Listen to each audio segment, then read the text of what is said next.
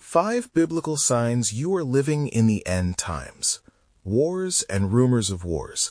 Unprecedented natural disasters. It feels like the world is groaning, doesn't it? But what if these aren't just random chaotic events? What if the uncertainty and dread we see in the headlines are part of a much larger, ancient story? 2,000 years ago, Jesus' disciples asked him a direct question. What will be the sign of your coming and of the end of the age? In response, Jesus didn't give them a date or a countdown clock. Instead, he gave them an analogy. He said the end would be like birth pains, a series of events starting small and spaced out, but growing in intensity and frequency as the time draws near. This idea of birth pains is our framework. It helps us see our world not as a string of disconnected tragedies, but as a prophetic pattern. The pains aren't the birth itself, but they are the undeniable sign that it's coming. Today, we're going to hold the scriptures up like a lamp to our modern world and explore 5 of these major biblical signs. Let's decode the prophecies and examine the evidence together to ask the urgent question, are we living in the end times right now? Sign number 1, wars and rumors of wars. The first sign Jesus gives in the Olivet Discourse is maybe the most visible one in our world today. In Matthew 24, verses 6 and 7, he says, "And you will hear of wars and rumors of wars, for nation will rise against nation and kingdom against kingdom." Notice the 2 parts here, wars and rumors of wars. Wars are the active conflicts dominating our news. But rumors of wars points to something deeper, the constant, simmering tension, the geopolitical posturing, and the ever-present threat of new conflicts. It's the anxiety of a world holding its breath. Today's landscape is incredibly complex. The International Crisis Group highlights a daunting list of conflicts to watch, with fighting in places like Ukraine, Sudan, and Myanmar, and intense gang battles in Haiti. Tensions also simmer between nations like Afghanistan and Pakistan, and in hotspots like the Sahel and Venezuela. The world is seeing a spike in conflict, with some analysts noting that diplomatic efforts to end fighting are failing as more leaders pursue their goals militarily. This isn't just a handful of isolated incidents. It's a global tapestry of conflict. The sheer number of active conflicts, from interstate wars to insurgencies, paints a picture of a world increasingly at war with itself, a direct echo of Jesus' first warning. Sign 2, famines, pestilences, and earthquakes. Right after describing geopolitical turmoil, Jesus points to the physical world itself. He continues in Matthew 24, verse 7, "And there will be famines and earthquakes in various places." Luke's account adds another chilling word, pestilences, or widespread diseases. These 3 are not new to history, but the prophecy implies they will increase and converge, marking the end of the age. Today, we're seeing this convergence on a scale that's hard to ignore.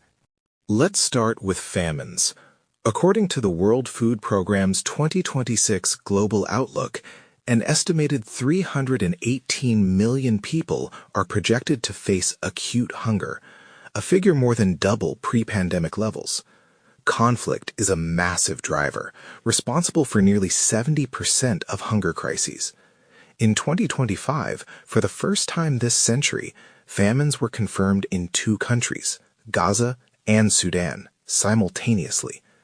Hotspots facing catastrophic hunger also include places like South Sudan, Yemen, Mali, and Haiti. This creates a devastating feedback loop of war and starvation. Then, there are pestilences. We've all just lived through a global pandemic that reshaped our world, and experts warn of new and re-emerging diseases. This sign is tied directly to the prophecy of the 4 horsemen in Revelation 6, where the pale horseman is given authority to kill by sword, famine, and plague. Finally, earthquakes and other natural disasters. The year 2025 was marked by extreme weather, from the devastating Hurricane Melissa that struck the Caribbean to major wildfires, floods, and heat waves across the globe. That year was also an active and deadly one for earthquakes, with a powerful 7.7 magnitude quake in Myanmar that claimed thousands of lives. Jesus' prophecy specified these events would happen in various places, and we are seeing that with destructive earthquakes and storms hitting continents around the world. Scientists warn that the intensity of weather-related disasters is increasing, fitting the pattern Jesus foretold. Sign number 3. The rise of deception and false prophets. The third sign Jesus warns about is spiritual, but no less dangerous. In Matthew 24, before he even mentions wars, his very first warning is, "See that no one leads you astray, for many will come in my name, saying, 'I am the Christ,' and they will lead many astray." He repeats this later, stressing its importance. For false Christs and false prophets will arise and perform great signs and wonders so as to lead astray, if possible, even the elect.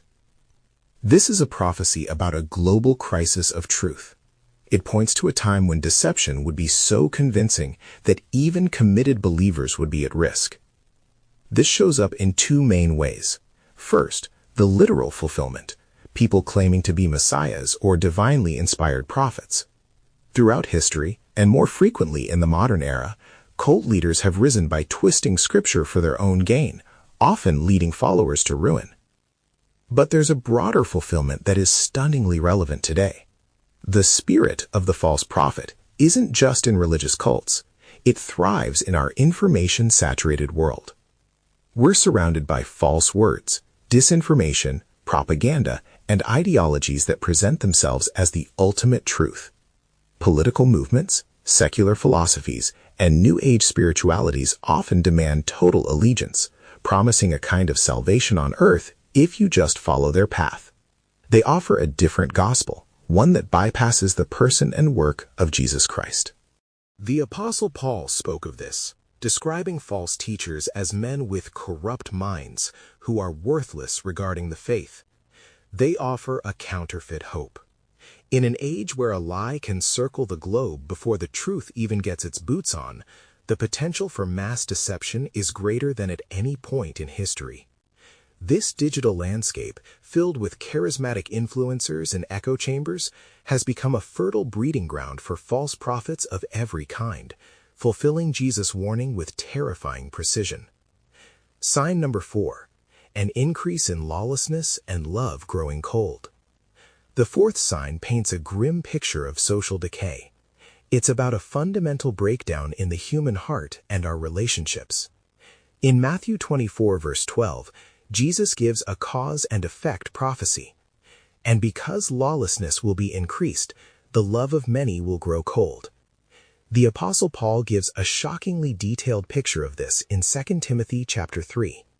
He warns, "But understand this, that in the last days there will come times of difficulty. For people will be lovers of themselves, lovers of money, proud, arrogant, abusive, disobedient to parents, ungrateful, unholy, heartless, unappeasable, slanderous, without self-control, brutal, not loving good, treacherous, reckless, swollen with conceit, lovers of pleasure rather than lovers of God." Doesn't this list read like a diagnosis of our time? Lovers of themselves. We live in a culture of radical individualism. Lovers of money. Materialism is a global obsession. Slanderous. Social media has weaponized gossip and defamation on an industrial scale. Without self-control, we see this in skyrocketing rates of addiction. Brutal. The normalization of violence points to a hardening of the heart. Paul's list is a mirror to the moral state of our world. This moral decay is what Jesus calls lawlessness. It's not just about breaking rules. It's a rebellion against God's divine order. It's an attitude that says, "I am my own law." And Jesus gives the devastating result. The love of many will grow cold. The Greek word for love here is agape. the selfless, sacrificial love that is the hallmark of God's character. When a society rejects God's law, it loses its capacity for true love. It's replaced by selfishness, compassion fades, people become isolated. This coldness is a profound spiritual sign that we are in the perilous times Paul described. Sign number 5, the gospel preached to the whole world. Amidst the darkness of the other signs, Jesus gives one that shines with incredible hope. It's the final sign he mentions before describing his return. In Matthew 24, verse 14, he declares, "And this gospel of the kingdom will be proclaimed throughout the whole world as a testimony to all nations, and then the end will come." For centuries, this seemed impossible. How could a small group of disciples ever reach the whole world? Yet today, we are in the first generation in history to see the imminent fulfillment of this sign. Consider the data. Thanks to technology and tireless missionary work, we are on the verge of a historic milestone. According to statistics from August 2025, a Bible translation project had yet to be started for just 544 of the world's over 7,300 known living languages. To put that in perspective, in 1999, that number was over 5,000. Recent statistics show that work is in progress in thousands of languages, and it's estimated that more than 99% of the world's population now has access to at least some portion of Scripture. This sign is the great pacemaker of prophecy. Jesus said that when this task is complete, when every nation, or ethne, has had a chance to hear the good news, then the end will come. The fact that we are on the very cusp of seeing this prophecy fulfilled for the first time in 2,000 years is perhaps the most compelling evidence that we are living in a unique and prophetic moment. So, back to our question. Are we living in the end times? We've seen the rise of global conflict. We've seen the convergence of famine, disease, and natural disasters. We've seen a crisis of truth and the moral decay that causes love to grow cold. And through it all, we see the hopeful, urgent sign of the gospel reaching the ends of the earth. These signs aren't meant to scare us, but to awaken us. They're not a reason to hide in fear, but to look up in hope. After listing these warnings, Jesus gave a command. So you also must be ready, because the Son of Man will come at an hour when you do not expect him. The birth pains are not a call to predict the day or hour, but to prepare our hearts. If this message resonates with you, I want to encourage you to do 3 things. First, don't just take my word for it. Open the Bible yourself. Read Matthew 24. Read 2 Timothy 3. Ask God for wisdom. Second, if you found this helpful, subscribe for more content that explores biblical prophecy and what it means for us today. And finally, share this video. You probably know people who feel the anxiety of our chaotic world and are searching for answers. This message could be the sign they are looking for. Thank you for watching. Stay watchful and stay in His grace.